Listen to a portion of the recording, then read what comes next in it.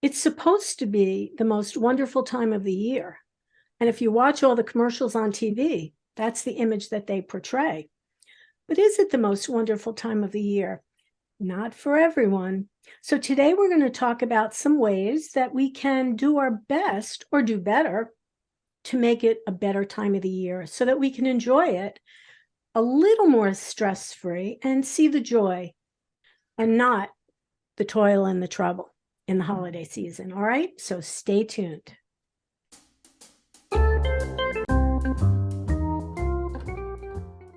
Hey, good morning, everyone, and welcome to Scan FYI. Yeah, it's that time of year, and normally I have my Scan mug, but toil and trouble for a lot of people. Unfortunately, that's how the holiday feels. But we're going to meet our guest today, who is Marli Gelfand from Monmouth Medical Center. We're going to talk about some ways to make the holidays a lot more fun and joyful. So welcome, Marli. Thank you. Thank you, Andrea. I'm really happy to be here today. So why don't you tell everyone a little bit about you and your role at Monmouth Medical Center? Absolutely. I actually have been at Monmouth Medical Center for a brief amount of time. I joined the team here in July this summer. Prior to that, I led the behavioral health service line at Jersey City Medical Center, one of my sister hospitals. Yes. And I was there for 20 years. Long time. Long time. And I am a licensed clinician, so I have a small private practice as well. And even in my private practice, my focus is anxiety, depression, and trauma. So when we're talking about the holidays, I think you just described it in 3 words. A right? lot of people. Wow. For a lot of people this time of year, I don't know. I went to Macy's the other day and I really felt like a little bit of it. I could feel it. It becomes like a physical feeling, that stress, feeling a little overwhelmed. Yeah. People are grabbing at things and you're like, oh my gosh, am I missing out on something? Should I be following this deal? Even the whole concept of, the sales that go on Friday and Cyber Monday. You feel like if you don't hit those sales, you've blown your whole holiday shopping, right? And people get really anxious around that. They So do. They absolutely do. yeah, Scan's offices are in the basement level of Monmouth Mall. right. We're in the mall. And the mall's pretty quiet right now. But as soon as this whole December thing kicks in, you see it, you feel it, you hear it. And for me, I'm not, in my family, we don't celebrate Christmas, but of course I observe all the holiday gatherings with my friends, and I'm already feeling their stress. Yeah. I have to buy gifts for this many people. Yeah. Oh, I hope I don't miss the sale. You're right. It's like you feel it, and that's not good. And it just feels like it's moving fast and you're going to run out of time. Well, because it is time limited to whatever the day is, and then the holiday. So what do we need to do? I wish we had 5 hours. Absolutely, we absolutely could. But really, the first step is really just identifying there are so many variations of stress, right? And I think there's almost like the normal day-to-day stress, which I call pressure.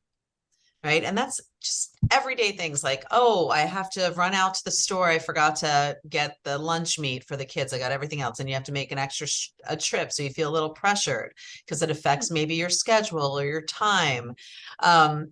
Thinking about like everyday finances, bills come in, especially around the holidays, right? Because you're paying your regular bills, but then you have these other expenses around like gift giving or, oh, I didn't send out my holiday cards and everyone's sending me these beautiful holiday cards and I didn't send anybody a holiday card.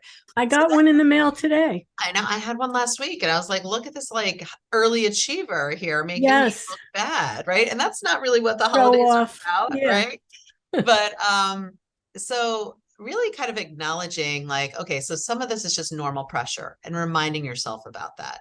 But then like being hyper aware of how it's affecting your body, because when you become unable to really cope with that pressure, it falls into stress. And then when stress goes over the top and you're not sleeping, you feel like you lose your appetite, you feel like you don't want to be social, you're snapping at everybody, then you're kind of falling into this distress category where it becomes a little dangerous. And sometimes it's hard to get out of that spot. So really being aware of where you are in that like stress pressure continuum, like the goal is to kind of stay within pressure, right? So pressure, stress, distress. Distress. Yeah. Yeah. We want to avoid distress. Distress is when, you know, I mean, it's going to happen, right? And distress is when you get to a point where maybe you seek someone like me who can kind of like help you work through that. But there are other things that you can do to avoid getting to distress. Okay. All right. Let's share that, please. Yeah. So there, you know, I mean, there are a lot of different things, especially when it comes to time management. But if we're really looking at the holidays, right? Everyone kind of, you look at the Hallmark Channel or any of these movies, and everyone's house has like the perfect lights. I mean, if I was doing a slideshow, I'd do like a Griswold family Christmas slide right here, because, you know, when he like set his whole tree on fire or something, I don't, it, you know, that's a good movie to watch actually, because it kind of lets you know. All right, so that would be distress, right? That would be distress, but also like kind of teaching you that some of like what I think is important. The biggest one I think is important over the holidays is accepting imperfection. Oh, yeah. And that's what I'm trying to get to. Like when you picture this Hallmark, you know, every white light is on the stream, nothing shorts out, the garlands everywhere, the fire's perfect in the fireplace, right? Everyone's Christmas meal comes out glowing like Martha Stewart lives in your kitchen. That's not the reality. I know it's not my reality, but it's hardly any, it's Martha Stewart's reality, but that's right. Only on film, I'm sure she's burnt a latke or two in her life. I know I have. And I consider myself like a top-notch Hanukkah latke maker.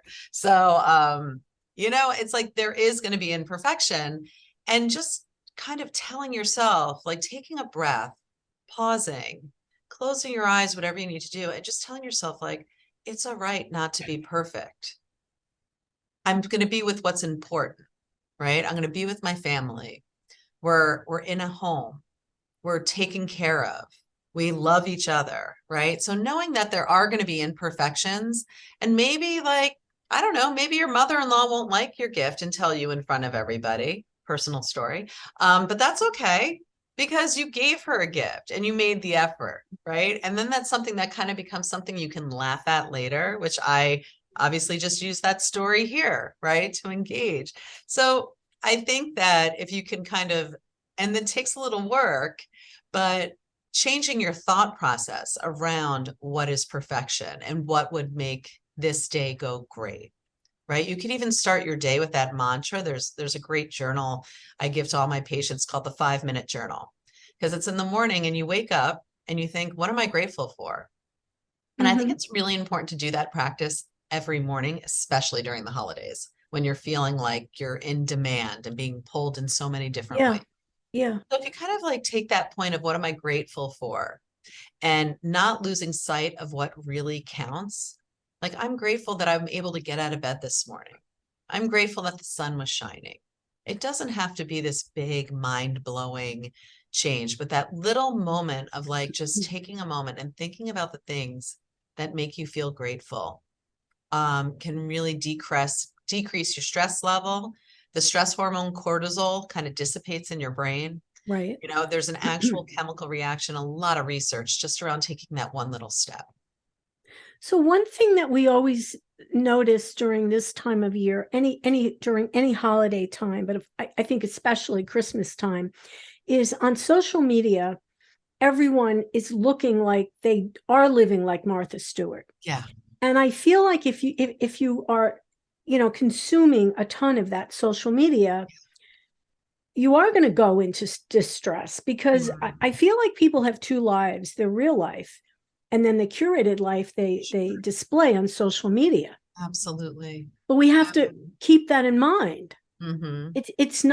And you know, managing your expectations. Let's talk about that, Marli. Yeah. You know, you see everyone doing what you think is unbelievable, and you're going to start feeling, well, wow, I'm not doing any of that. I mean, remember, nobody's posting again like the burnt turkey in the oven. That's right. Right? No one's posting the dog jumping up on the table and grabbing a dish off the table and it's splattering on your floor. I actually considered posting that because that was part of my Thanksgiving this year.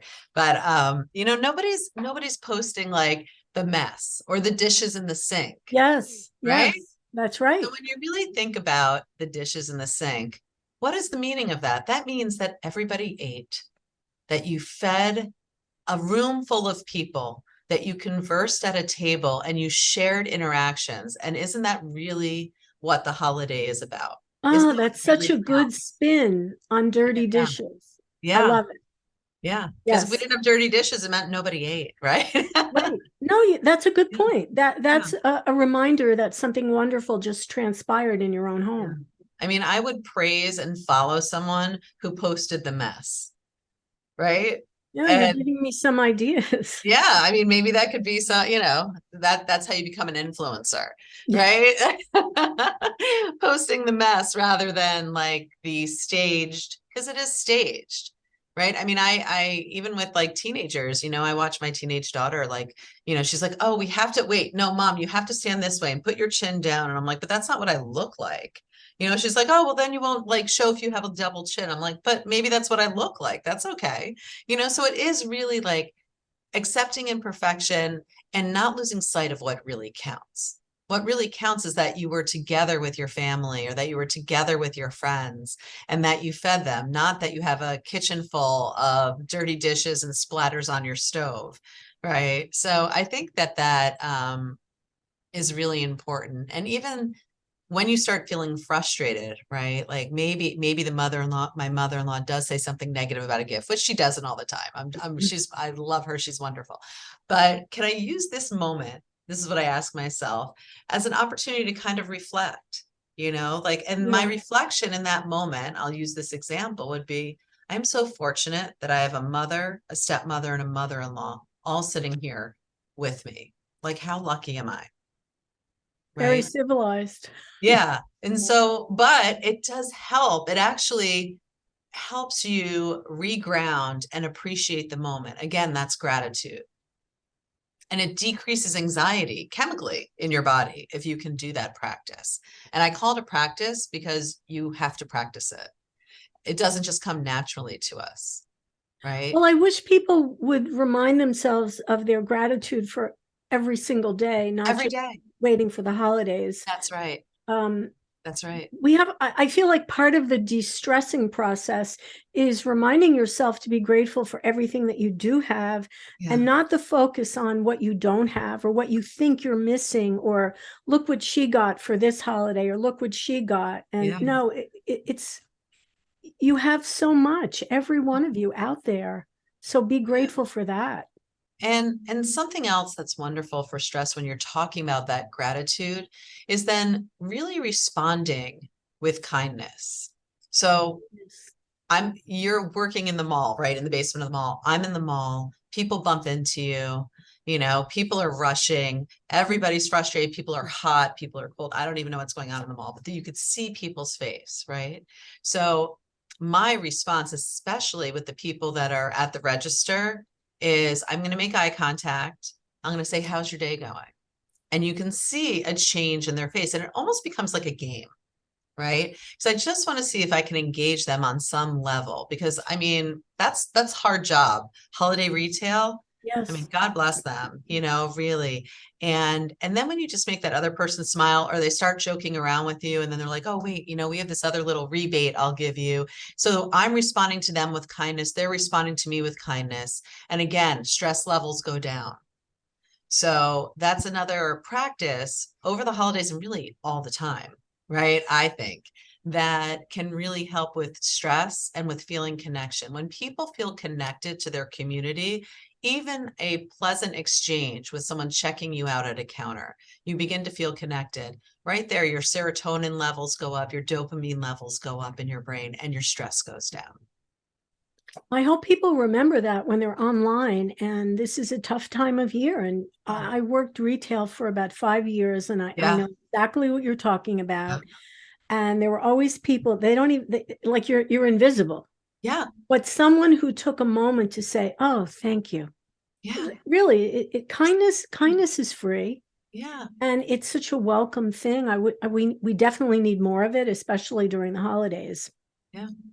But Marli, what would you want to say to someone for during the holidays who has spun into that distress and doesn't feel like they can get out of it? What would be a solution for someone like that?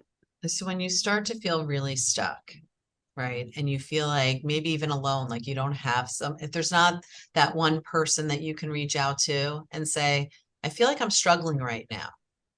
Okay. If you're feeling very alone, I mean, there are a few things that I, even work with my patients to do. One is trying to get outside and walk, even in the cold, to move your body in some way.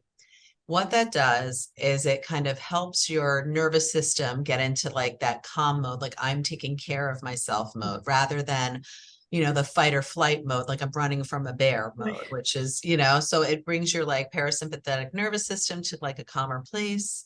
Another thing that I really recommend to people is a very simple thing, and that's connecting with your breath.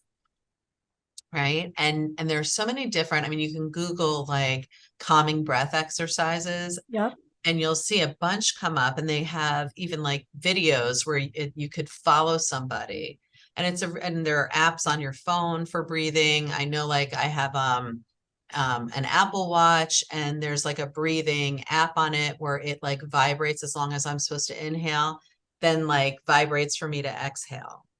Right. So even just doing a few mindful breaths, and this takes a minute at most, 30 seconds, it helps you just deactivate from that stress so that you could start thinking clearly and then come up with an action plan. But a lot of it, I mean, you do get to a point maybe where you start to be like, maybe I do need some support, right? Maybe I'm finding that I just can't function. So if you do get to a place where you feel like you're not sleeping, your appetite's affected, you feel like you can't socialize, you're, worried to leave the house, or just feel so overwhelmed that you're just kind of like shutting down. I mean, that's when you need to reach out for help.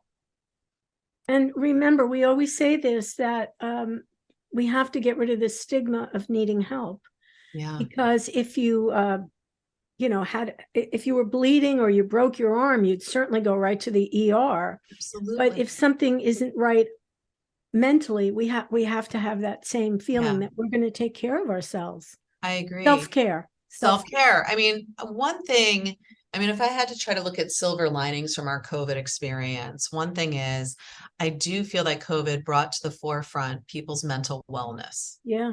Yeah. And the need to respect that and take care of that and treat that and talk about that. I mean, the conversations, especially like in some of the younger generation, like I feel like, all of my younger patients in their late teens, early 20s, like they love having a therapist. They're like, can my friends ever come on my Zoom therapy? I'm like, no, they can't. What? Of course not. But, but it's interesting that they tell their friends that they have therapists now, and that it's okay to get that support. It's actually kind of in and trendy, apparently, to have a therapist. I mean, I'm almost as cool as a purse, almost, but not quite. So I think that the stigma is breaking down. And I do think, trying to find help sometimes can be overwhelming as well. You can call your insurance company and see who local providers are in your plan.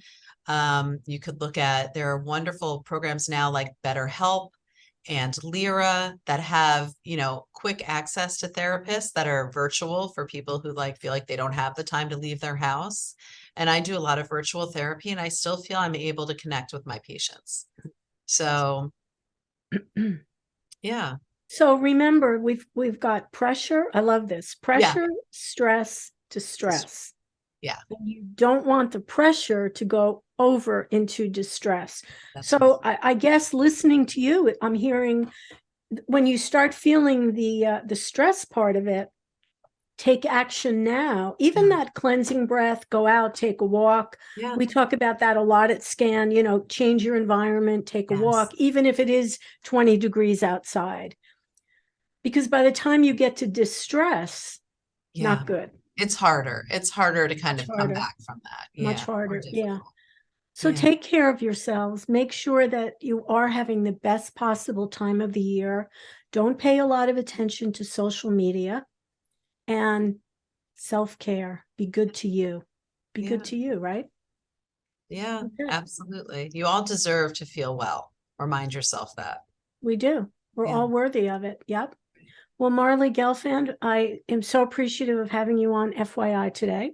Thank you. Thank you so much for having me and talking about such an important topic. It is an important topic. We can't talk enough about it. We really can't. So remember out there, if it's important to you, it's important to us. I'm Andrea Tarr, and we'll see you next time on Scan FYI. Bye, everyone. Bye, Marli. Bye.